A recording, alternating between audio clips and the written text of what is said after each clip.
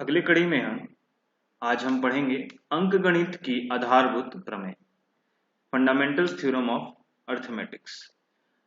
इसमें हमको कुछ चीजों को समझना है। यह एनसीईआरटी का 1.2 जो प्रश्नावली है उसके प्रश्न को हम यहाँ से हल करेंगे। तो इसको हम पढ़ते हैं। प्रत्येक भाज्य संख्या को अभाज्य संख्याओं के एक गुणनफल के रूप में गुणनखंडित किया जा सकता है। गुणनखंडित का मतलब होता है कि जैसे हमने 50 को लिखा, 50 का गुणनखंडित हो जाएगा यहाँ पर 2, 5 और 5, ठीक है, के रूप में व्यक्त किया जा सकता है। तथा यह गुणनखंड अभाज्य गुणनखंडों के, अभाज्य यानी कि जिनका और भाग नहीं दिया सकता, तो ये सारे क्या है, अभाज्य हैं, खंडों के वाले क्रम के बिना अद्वितीय होते हैं। यह एक प्राकृतिक संख्या का अभाज्य गुणनखंडन उसके गुणनखंडों के क्रम को छोड़ते हुए अद्वितीय होता है। अद्वितीय होने का मतलब होता है कि ये कभी बदलता नहीं है। तो इसका कहने का क्या अर्थ है कि अगर हम किसी 50 संख्या है, इस 50 संख्या को अगर हम गुणनखंडित करते हैं किससे, अभाज्य संख्याओं से, तो 2, 5 और 5, अगर इसके लिखने के तरीके को, अगर हम क्रम को आगे पीछे कर सकते हैं तो कुछ लोग ऐसे भी लिख सकते हैं 5 गुने 5 गुने 2। तो अगर हम इसको अगर ऐसे भी लिखते हैं तो इस 50 का इसके छोड़कर इस अलग अलग लिखने के क्रम को छोड़ दिया जाए तो 50 का हमेशा यही गुणनखंडन होगा, यानी कि 2, 5, 5 ही बनेगा, चाहे कोई भी बना ले, यानी ये अद्वितीय है, इसको बदला नहीं जा सकता। जैसे 200 अगर मैं लिखता हूं तो 200 को हम लिखेंगे 2 गुने 2, 2 गुने 5, 5, ठीक है। तो ये हो गया 25, 25 4 100 गुने 2, 200। अब इसको हम आगे पीछे लिख सकते हैं भले 5, 5, 2, 2, 2, क्रम बदल सकते हैं, लेकिन इसके अतिरिक्त कोई भी अभाज्य संख्या यहां पर नहीं आ सकता है, यह अद्वितीय होता है। जैसे और लिखें हम तो मान लीजिए यहां पर है 32760, इसको अगर हम लिखना चाहें तो 2 2 गुने 2, 3 गुने 3, 5 7 13। तो इसको अगर हम लिखना चाहें तो ये हमेशा यही लिखाएगा, भले क्रम ऊपर नीचे हो सकता है। इसे हम एक प्रकार से और लिखते हैं 2 घात 3 गुने 3 घात 2 गुने 5 गुने 7 गुना 13। तो इसका मतलब ये हमारा क्या हो गया, इसके गुणनखंडन हो गया, और ये हमेशा अद्वितीय होगा, ऐसा ही होगा। जैसे 404 को हम क्या लिखेंगे, 2 घात 6 4 101, तो ये इसका क्या हो गया, 6 हो गया। अब ये टूटेगा नहीं, ये हमेशा यही रहेगा। अब ये 101 है तो ये 101 से ही ये क्या होगा, बन सकता है, क्योंकि अब ये अभाज्य संख्या हो गई। तो इसी के आधारित पर प्रमेय 1.2 दिया गया है। अब हम स्टार्ट करते हैं प्रश्नावली हमारी, और प्रश्नावली में हम सबसे पहला प्रश्नावली 1.2 को देखेंगे।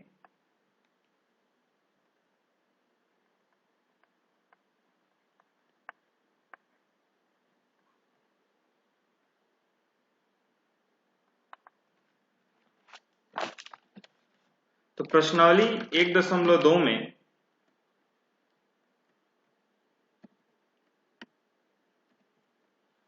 एक प्रश्न है, संख्याओं क्यों बोला है उसको भी समझेंगे। संख्याओं 4n पर विचार कीजिए जहां n एक प्राकृतिक संख्या है, और जांच कीजिए कि क्या n का कोई ऐसा मान है जिसके लिए 4n का अंक 0 पर समाप्त है। 0 पर समाप्त होने का मतलब होता है जैसे 250 0 पे समाप्त हुआ, 10 0 पे समाप्त हुआ, 3260 0 पे समाप्त हुआ। तो ये पूछ रहा है कि क्या 4n में अगर n की मान हम रखते हैं तो क्या यहाँ यह 0 पर समाप्त होगा। तो हम इसको चलिए समझते हैं। सबसे पहले बात हो रही है 4n। 4n का मतलब यहाँ पर n क्या है, एक प्राकृतिक संख्या, यानी कि 1 2 3 4 और ये अनंत तक जाएगा, ठीक है। तो मान लीजिए यहाँ पर 4n है, तो 4 के पावर 1 रखेंगे तो कितना आएगा 4, 4 के पावर 2 रखेंगे तो कितना आएगा 16, 4 घात 3 कितना हो जाएगा 64, 4 घात 4 कितना हो जाएगा 256 और 4 घात 5 कितना हो जाएगा 1024 और इस तरह से हम बढ़ते जाएंगे। तो पूछ रहा है कि क्या इसमें इस 4 घात n में क्या कोई आखिरी में शून्य आएगा, तो इनको तो देख के तो नहीं लग रहा है, लेकिन अब हमको कैसे पहचानेंगे, क्योंकि अभी हम आगे कब तक निकालेंगे, लेकिन इसको पहचानने का बहुत ही अच्छा तरीका है।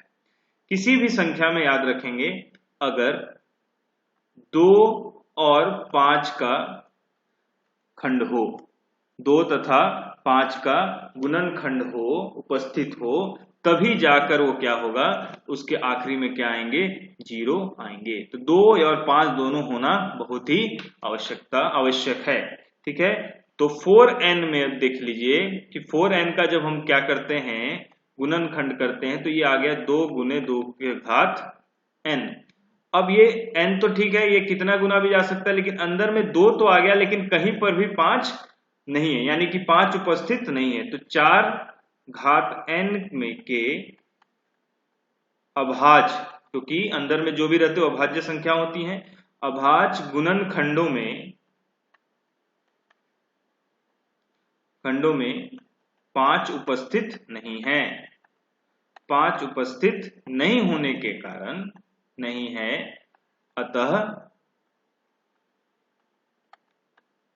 अतः यह संख्या शून्य पर समाप्त नहीं होगी।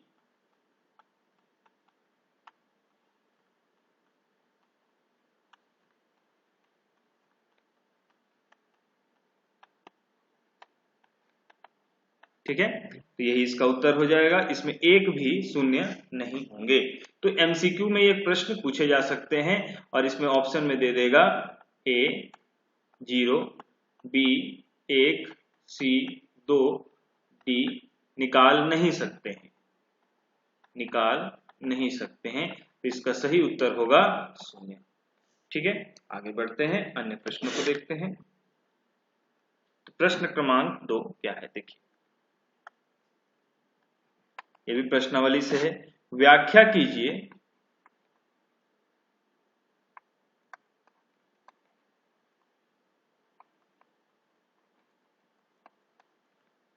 कि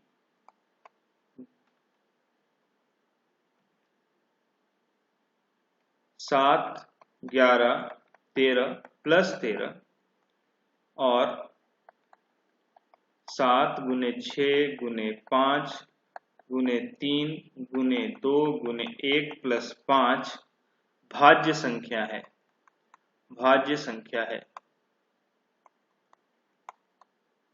तो भाज्य संख्या क्या होता है, जिसका एक से अधिक क्या हो भाजक हो, उससे वो कट जाए। तो ये अब हम इसको चेक करते हैं आसानी से। देखिए, तो ये पहला क्या है 7, 11, 13, तो पहली संख्या क्या है, इन दोनों के बारे में पूछ रहा है, तो पहली संख्या 7, 11, 13 प्लस 13। इसमें से हम देखिए 13 को कॉमन निकाल सकते हैं, 13 को कॉमन निकालेंगे तो क्या आ जाएगा 7 गुने 11 प्लस 1, तो 13 गुने ये कितना हो जाएगा 77 प्लस 1, तो ये हो जाएगा 13 गुने 78। अब ये 13 गुने 78 हो गया, यानी कि ये पूरी संख्या 2 भाग में बट गई, इसके 2 क्या हो गए गुणनखंड हो गए, इसका मतलब ये क्या है भाज्य संख्या है।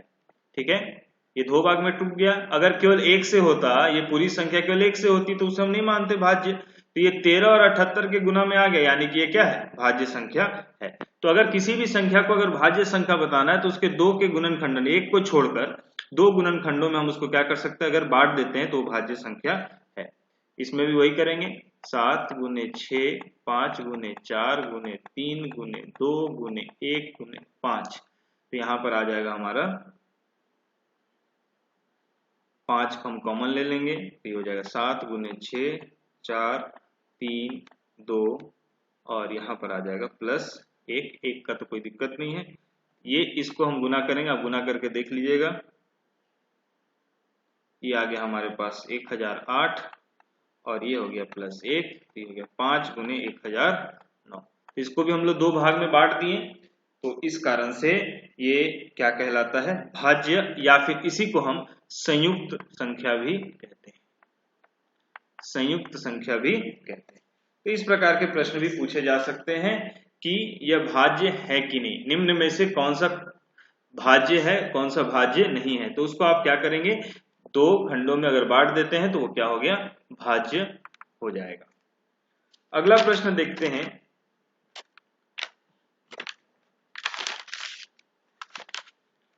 प्रश्न है कि उदाहरण में से लिया गया है, एनसीईआरटी का प्रश्न है, अभाज्य गुणनखंड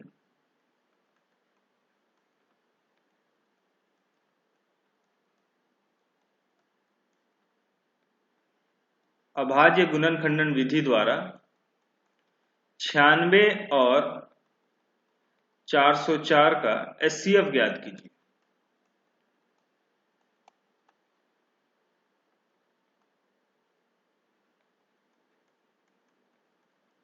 और तथा एलसीएम निकालिए। ठीक है, तो एचसीएफ और एलसीएम निकालना है 96 और 404 का। लेकिन अभाज्य गुणनखंडन विधि, तो अभाज्य गुणनखंडन विधि करते हैं तो 96 का हम क्या लिख सकते हैं, 2 गुने 2 गुने 2 गुने 2 गुने 3 गुने 2, 5 2 आ जाएगा, 32 गुने यहाँ पर आ गया। और उसके बाद अगर हम 404 का, तो हम लोग लिख चुके हैं 2 घात 2 101। तो यहां पर आ गया हमारा, अगर हम इसमें से देखेंगे तो ऊपर वाले को हम लोग क्या लिख सकते हैं, 2 घात 5 गुने 3, और यहां लिख सकते हैं 2 घात 2 गुने 101। अब इनमें एचसीएफ क्या हो गया, इसमें एचसीएफ देख लीजिए, जो सबसे कॉमन होगा तो कितना है, 2 घात 2, ये कितना हो गया 4। तो एचसीएफ 4 निकल गया। अब एलसीएम पूछ रहा है, तो हम एक सूत्र जानते हैं कि एचसीएफ गुने एलसीएम ये होता है दो संख्याओं का एचसीएफ गुने एलसीएम, दो संख्याओं का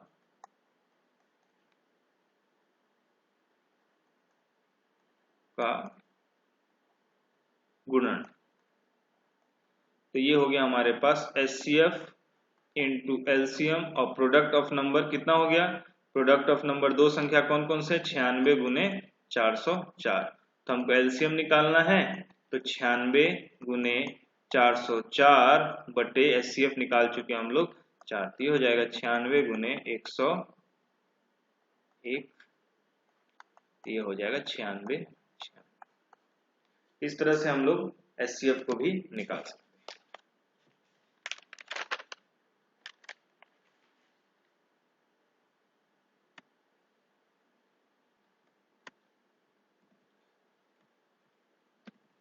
प्रश्न है अगला, प्रश्नावली के आखिरी प्रश्न,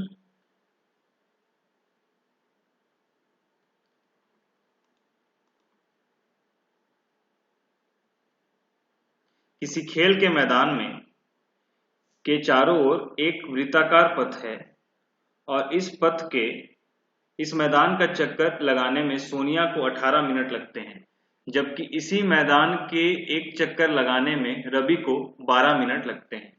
मान लीजिए कि वे दोनों एक ही स्थान और एक ही समय पर चलना प्रारंभ करके एक ही दिशा में चलते हैं, तो कितने समय बाद वह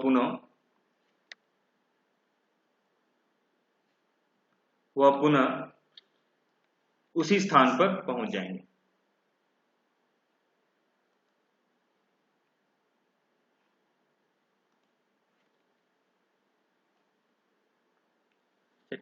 तो इस प्रश्न को समझें कि एक वृत्ताकार क्षेत्र है और मान लीजिए यहां से शुरुआत कर रही है कौन, सोनिया, और इसी पाथ पर चल रहे हैं कौन, रवि साहब। तो सोनिया एक चक्कर लगाने में उसे 18 मिनट लगता है, सोनिया को लगता है 18 मिनट और रवि को लगता है 12 मिनट। अब पूछ रहे हैं कि दोनों कितने समय बाद पुनः प्रारंभिक स्थान पर मिलेंगे। दोनों मिल रहे हैं यानी कि एक ही स्थान पर हैं। चलिए समझते क्वेश्चन को। अब यहां पर बात आ रहा है कि यहां पर एलसीएम लगेगा कि एचसीएफ लगेगा, इस चीज को समझने की जरूरत है। तो पहले प्रश्न को आसानी से समझते हैं और लिखते चलते हैं, तो कैसा प्रश्न बनेगा वो समझ में आ जाएगा। चलिए मानते हैं, माना सोनिया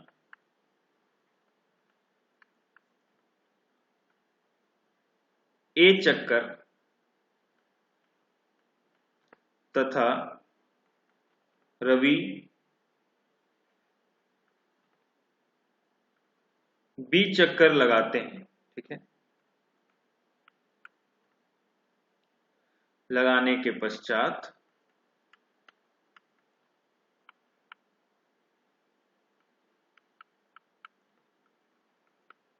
प्रारंभिक स्थान पर पहुंच जाते हैं।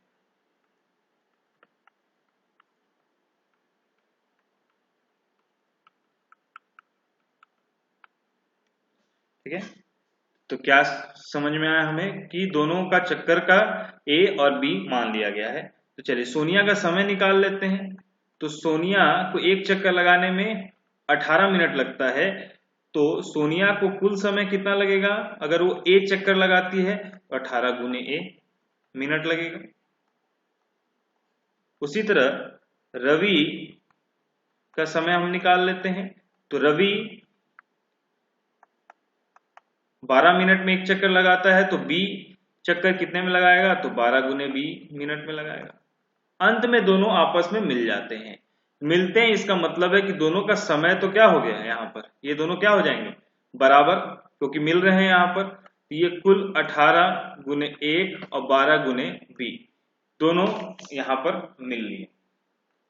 अब मिल गए तो एक चीज समझिए कि 18 गुने बी ए और 12 गुने बी दोनों समान होंगे। ठीक है, अब यहां पर हमको क्या करना है कि अब इसमें कुछ ऐसे चीजों को लाएंगे यहां पर जिससे ये क्या होंगे? बराबर इन दोनों को कर दे। तो इन दोनों को बराबर करने के लिए हमको इसके सबसे कम वैल्यू लघुत्तमक चीजों से मल्टीप्लाई करना पड़ेगा। तो लघुत्तमक चीजें किसमें आती हैं? एलसीएम में। तो हम मान लीजिए कि 18 और 12 का अगर एलसीएम ले लेते हैं तो हमको पता चल जाएगा कि वो किससे टकराने पर कितने दूर पर वो चलेंगे। ठीक है, क्योंकि दोनों मिलेंगे कितने पर। तो चलिए हम पहले एलसीएम ले लेते हैं। तो एलसीएम 18 और 12 का कितना हो जाएगा? तो 18 का लिख लेते हैं। 18 का हो जाएगा 2 गुने 3 गुने 3 और 12 का हो जाएगा 2 गुने 3 गुने 2। ठीक है, तो इससे हम एलसीएम निकाल लिए। 2 गुने 3 गुने 3 गुने 2, कॉमन वाला ये पोर्शन, 2 पोर्शन कॉमन हो गया, बाकी को वैसे ही लिख दिए। तो ये कुल आ जाएगा 6 गुने 6 यानी कि 36 मिनट। अब 36 मिनट जो है ये दोनों का समय, कॉमन समय मिल गया। अब देखिए 18 गुने ए 12 गुने बी ये किसके बराबर हो जाएंगे? 36, यानी कि ए बराबर कितना आ गया? 18 2 और बी बराबर कितना हो गया? 3। इसका मतलब क्या हो गया कि जो सोनिया है वो 2 चक्कर बाद यहाँ आके रुकी, और क्योंकि रवि तेज चल रहा था तो तब तक उतना ही समय में वो 3 चक्कर लगा लेता है और दोनों यहाँ पर आके मिल जाते हैं। तो याद रखिएगा 2 चक्कर और 3 चक्कर। तो सोनिया द्वारा 2 चक्कर लगाया गया है और रवि द्वारा 3 चक्कर लगाया गया है। तो इस तरह के प्रश्न भी पूछे जा सकते हैं एमसीक्यू में कि कौन सा कितना चक्कर लगाएगा, कौन कितना चक्कर लगाएगा। ठीक है, तो हम एलसीएम एचसीएफ निकालने के लिए याद रखिएगा जब भी हमको बराबर करने की बात आएगी कि किससे वो मिनिमम करने से वो बराबर पहुंच जाए, तो उसके लिए हमको एलसीएम निकालना पड़ेगा। इस तरह के प्रश्न भी पूछे जाते हैं। ये प्रश्नावली का क्वेश्चन नंबर 7 है। ठीक है, अगली कक्षा में हम बाकी चीजों को पढ़ेंगे।